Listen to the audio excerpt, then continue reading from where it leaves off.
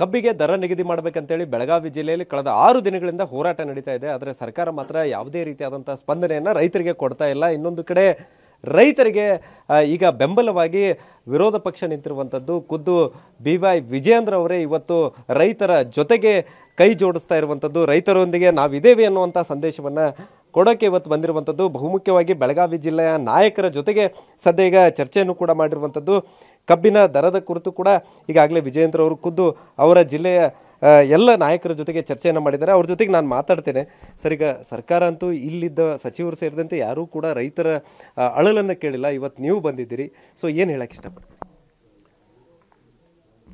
ಮೂಡಲಗಿ ತಾಲೂಕಿನ ಗುರ್ಲಾಪುರ ಕಳೆದ 6 ದಿನಗಳಿಂದ ನಿರಂತರವಾಗಿ ಕಬ್ಬು ಬೆಳೆಗಾರರು ಅಹೋರಾತ್ರಿ ಹೋರಾಟವನ್ನು ಪ್ರತಿಭಟನೆಯನ್ನು ಮಾಡ್ತಾ ಇದ್ದಾರೆ. ಇಲ್ಲಿ 2 ವಿಚಾರ. ಭಾರತೀಯ ಜನತಾ ಪಾರ್ಟಿ ರೈತರು ಏನು ಕಬ್ಬು ಬೆಳೆಗಾರರು ಏನು ಹೋರಾಟ ಮಾಡ್ತಾ ಇದ್ದಾರೆ ಅವರ ಬೆಂಬಲವನ್ನು ಸೂಚಿಸೋದಕ್ಕೆ ಅಷ್ಟೇ ಬಂದಿರತಕ್ಕಂಥದ್ದಲ್ಲ. ಕಬ್ಬು ಬೆಳೆಗಾರರು ರೈತರು ಏನು ಹೋರಾಟವನ್ನು ಕೈಗೆತ್ತಿಕೊಂಡಿದ್ದಾರೆ. ಅವರ ನ್ಯಾಯಸಮ್ಮತವಾಗಿರ್ತಕ್ಕಂಥ ಬೇಡಿಕೆಗಳೇನಿದ್ದಾವೆ ಅದಕ್ಕೆ ರಾಜ್ಯ ಸರ್ಕಾರ ಸ್ಪಂದನೆ ಮಾಡಬೇಕು. ಆ ನಿಟ್ಟಲ್ಲಿ ನಾವು ಸಂಪೂರ್ಣವಾಗಿ ಅವ್ರ ಬೆಂಬಲವನ್ನು ಕೊಡ್ತೇವೆ, ಅವ್ರ ಜೊತೆಲಿರ್ತೇವೆ. ದುರಂತ ಅಂತ ಏನು ಹೇಳಿದರೆ, ಕಾಂಗ್ರೆಸ್ ಸರ್ಕಾರ, ರಾಜ್ಯದ ಮುಖ್ಯಮಂತ್ರಿಗಳು ಈ ನಾಡಿನ ರೈತರ ಬಗ್ಗೆ ಕಿಂಚಿತ್ತೂ ಕೂಡ ಕಾಳಜಿಯನ್ನು ತೋರಿಸದೇ ಇರತಕ್ಕಂಥದ್ದು. ಅತಿವೃಷ್ಟಿ ಸಂದರ್ಭದಲ್ಲೂ ಕೂಡ ರಾಜ್ಯ ಸರ್ಕಾರ ಯಾವ ರೀತಿ ಮೈಮರೆತಿತ್ತು ಎಲ್ಲವನ್ನೂ ಕೂಡ ನಾವು ನೋಡಿದ್ದೇವೆ. 6 ದಿನಗಳಿಂದ ರೈತರು ಬೀದಿಗಿಳಿದು ಪ್ರತಿಭಟನೆ ಮಾಡ್ತಾ ಇದ್ದಾಗಲೂ ಸಹ ಇಲ್ಲಿಯ ಸಚಿವರಾಗಲಿ, ಮಾನ್ಯ ಕೃಷಿ ಸಚಿವರಾಗಲಿ ಯಾರೂ ಕೂಡ ಇದ್ರ ಬಗ್ಗೆ ತಲೆ ಕೆಡಿಸ್ಕೊಳ್ದೇ ಇರತಕ್ಕಂಥದ್ದು ನಿಜವಾಗ್ಲೂ ಕೂಡ ದುರ್ದೈವ. ಹಾಗಾಗಿ ಎಲ್ಲಿ ರೈತರು ಇವತ್ತು ಬೀದಿಗಿಳಿದು ಹೋರಾಟ ಮಾಡಬೇಕಾದ್ರೆ ಒಂದು ವಿಪಕ್ಷವಾಗಿ ನಮ್ಮ ಕರ್ತವ್ಯ ಇದೆ. ಈ ನಾಡಿಗೆ 2 ತುತ್ತು ಅನ್ನವನ್ನು ಕೊಡ್ತಕ್ಕಂಥ ರೈತ ಅವನಿಗೆ ಬೆಂಬಲವನ್ನು ನೀಡಬೇಕು. ಆ ನಿಟ್ಟನ್ನು ನಾವೆಲ್ಲರೂ ಕೂಡ ಬಂದಿದ್ದೇವೆ. ಸರ್, ಈಗ ಒಂದು ಕಾಲದಲ್ಲಿ ರೈತರಂದರೆ ಯಡಿಯೂರಪ್ಪನವರು ಅಂದರೆ ರೈತರು ಅನ್ನುವಂಥದ್ದು ಮಾತಿತ್ತು. ಸೊ ಇವತ್ತು ನೀವು ಕೂಡ ಆ ಪಟ್ಟಿಯಲ್ಲೇ ಸೇರ್ತಾ ಇರುವಂಥದ್ದು. ಯಾಕಂದರೆ ಇವತ್ತು ನೀವು ಬೆಳಗ್ಗೆ ಹೇಳಿದಂತೆ ನಾನಿವತ್ತು ವಿಜಯೇಂದ್ರ ಅವರಾಗಿ ಬಂದಿಲ್ಲ, ಯಡಿಯೂರಪ್ಪ ಅವ್ರ ಮಗನಾಗಿ ಬಂದಿದ್ದೀವಿ ಅನ್ನುವಂಥದ್ದು. ಸೊ ಏನು ಹೇಳಕ್ಕೆ ಇಷ್ಟಪಡ್ತೀರಿ ರೈತರಿಗೆ?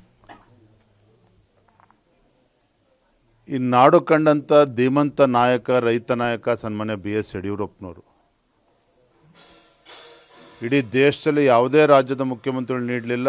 ಯಡಿಯೂರಪ್ಪನವ್ರ ಮುಖ್ಯಮಂತ್ರಿಗಳಿದ್ದಾಗ ರೈತರ ಪರವಾದಂಥ ಒಂದು ಬಜೆಟನ್ನು ಕೊಟ್ಟರು, ಕೃಷಿ ಬಜೆಟನ್ನು ಕೊಟ್ಟರು, ರೈತರ ಪಂಪ್ಸೆಟ್ಗಳಿಗೆ ಉಚಿತ ವಿದ್ಯುತ್ತನ್ನು ನೀಡುವಂಥ ಕೆಲಸವನ್ನು ಕೂಡ ಮಾಡಿದರು. ಯಾಕೆ ಮಾತನ್ನು ಇಲ್ಲಿ ನೆನಪು ಮಾಡ್ಕೊಳ್ತಾ ಇದ್ದಾರೆ ಅಂತ ಹೇಳಿದ್ರೆ, ದುರಂತ ಅಂತ ಹೇಳಿದ್ರೆ ಈ ನಾಡಿನ ದೊರೆಗಳು, ಮುಖ್ಯಮಂತ್ರಿಗಳಿಗೆ ಇವತ್ತು ರೈತ ಕಣ್ಣಿಗೆ ಕಾಣ್ತಾ ಇಲ್ಲ. ಹಾಗಾಗಿ ನಾವು ಇವತ್ತು ಯಡಿಯೂರಪ್ಪನವರು ಆ ರೈತ ನಾಯಕರ ಹೋರಾಟ, ಎಲ್ಲಿ ರೈತರು ಬೀದಿಗಿಳಿದು ಹೋರಾಟ ಮಾಡ್ತಾಯಿದ್ರು ಅಲ್ಲಿ ಸನ್ಮಾನ್ಯ ಯಡಿಯೂರಪ್ಪನವರು ಪ್ರತ್ಯಕ್ಷ ಆಗ್ತಾಯಿದ್ರು. ರಾಜಕಾರಣ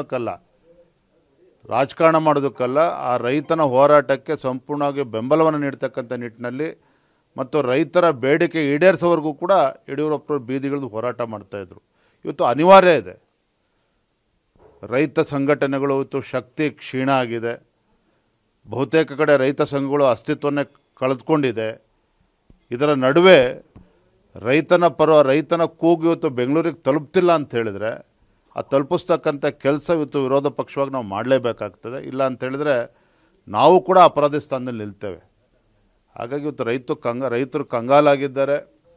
ಒಂದು ಕಡೆ ಬರ, ಮತ್ತೊಂದು ಕಡೆ ಅತಿವೃಷ್ಟಿ.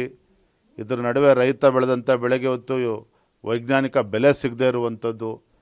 ಇದೆಲ್ಲದರ ನಡುವೆ ಕಬ್ಬು ಬೆಳೆಗಾರರು ಇವತ್ತು ಬಿಜಾಪುರ, ಬಾಗಲಕೋಟೆ, ಬೆಳಗಾವಿ ಈ ಭಾಗದ ಕಬ್ಬು ಬೆಳೆಗಾರರು ಹೋರಾಟ ಮಾಡ್ತಾ ಇರುವಂಥದ್ದು.